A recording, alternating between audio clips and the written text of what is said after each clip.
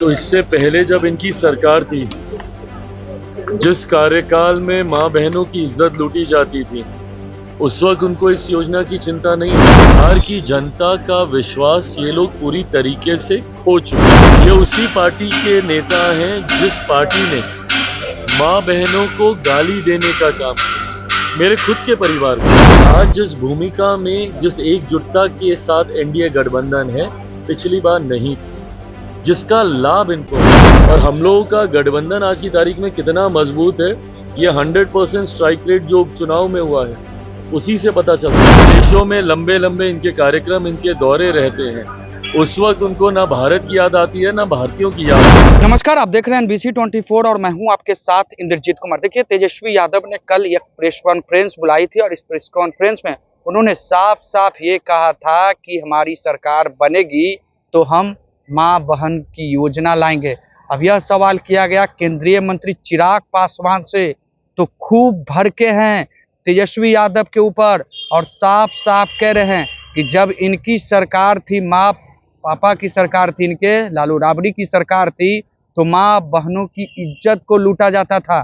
सबसे पहले हम सुनाते हैं क्या कुछ कह रहे हैं केंद्रीय मंत्री चिराग पासवान, सुनिए उनके पूरे बयान। तो इससे पहले जब इनकी सरकार थी, जिस कार्यकाल में माँ बहनों की इज्जत लूटी जाती थी, उस वक्त उनको इस योजना की चिंता नहीं हुई।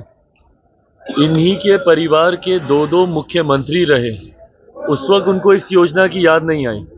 आज जब एनडीए शासित अलग अलग राज्यों में इस योजना को लागू किया गया है, तो उसी की नकल कर कर इनको इस योजना की याद आ रही है। ये उसी पार्टी के नेता हैं जिस पार्टी ने माँ बहनों को गाली देने का काम किया। मेरे खुद के परिवार में मेरी खुद की माँ को इन लोगों ने गाली देने का काम किया और आज उनको ये लोग सम्मान देने की बात करते हैं। हकीकत है, लाख प्रयास अब ये कर लें, बिहार की जनता का विश्वास ये लोग पूरी तरीके से खो चुके हैं। और अगर इनको आज भी अगर इस बात के ऊपर किसी भी तरीके का भ्रम है कि पिछली बार इनको इतनी बड़ी पार्टी का जनादेश बनने का मिल गया, तो उसका कारण सिर्फ इतना था कि आज जिस भूमिका में, जिस एकजुटता के साथ एनडीए गठबंधन है, पिछली बार नहीं, जिसका लाभ इनको मिला। इनको अध्ययन करना चाहिए और आंकड़े निकाल के देखें। जो सीटें ये लोग जीते हैं वो इसीलिए जीते हैं क्योंकि उस वक्त एनडीए एक नहीं था और हम लोग दो अलग अलग तरीके से हम लोग चुनाव लड़ रहे थे, जिनका इनको लाभ मिला।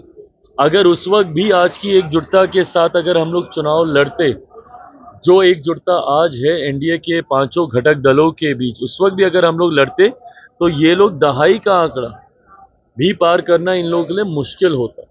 10-11 सीटें भी जीतना इन लोगों के लिए मुश्किल होता है।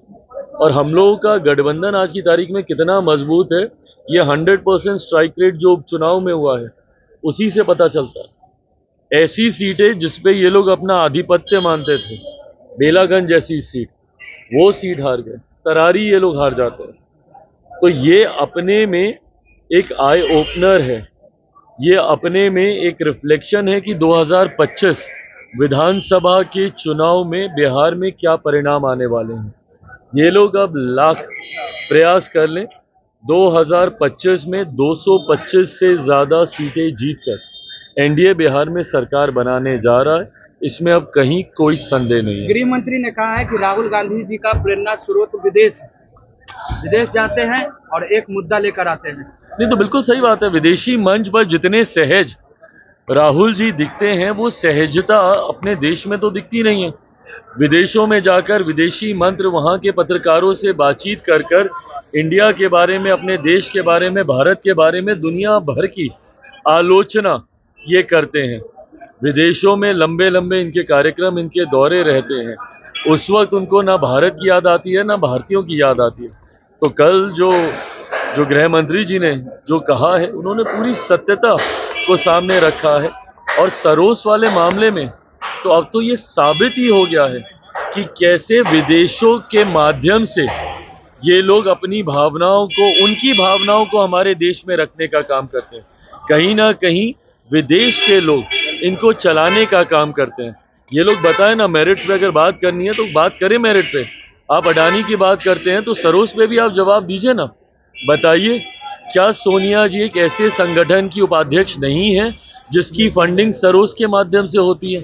इन तमाम मेरिट्स पे बात करें तो जब गृह मंत्री जी ये बात बोलते हैं कि विदेश से इनको डायरेक्शन मिलते हैं, तो क्या गलत है इसमें? प्रधानमंत्री का कल भाषण हुआ है। प्रधानमंत्री जी ने एक बार फिर से इतिहास के उन पन्नों को टटोलने का काम किया है जो स्वाभाविक है विपक्ष को चुभते हैं। ये विपक्ष के कार्यकाल का ऐसा काला अध्याय है जिसको विपक्ष कतई याद नहीं करना चाहता। और हकीकत है, जो लोग संविधान को अपनी जेब में लेकर घूमने का काम करते हैं, जो आरक्षण की दुहाई देते नहीं थकते, पूरा लोकसभा का चुनाव इन्होंने संविधान और आरक्षण पे लड़ने का काम किया। बताएं, क्या सन 75 में आपातकाल लगाकर इंदिरा गांधी जी के द्वारा संविधान की हत्या नहीं की गई थी? जो लोग आरक्षण की बात करते हैं, बताएं देश के प्रथम प्रधानमंत्री नेहरू जी ने क्या अलग अलग राज्यों के मुख्यमंत्री को पत्र लिखकर आरक्षण के खिलाफ अपने विचारों को नहीं रखा था? इडियट्स बोला गया था राजीव गांधी जी के द्वारा जब वो प्रधानमंत्री थे। उस वक्त उन्होंने इडियट्स कहा था जो आरक्षण का लाभ लेकर आगे बढ़ने का काम करते हैं। क्या ये विचारधारा, ये सोच कांग्रेस की नहीं रही है? इन्हीं बातों का जब आईना प्रधानमंत्री जी दिखाते हैं विपक्ष को, तो विपक्ष को तकलीफ होती है। पर कांग्रेस को जरूरत है अपने इतिहास को टटोलने की। और इतिहास में इनके द्वारा क्या ऐसी गलतियां हुई कि 150 साल पुरानी पार्टी आज 150 सीटें हमारे देश में नहीं जीत पा रही है? ये अध्ययन, ये मंथन इनको करने की जरूरत है।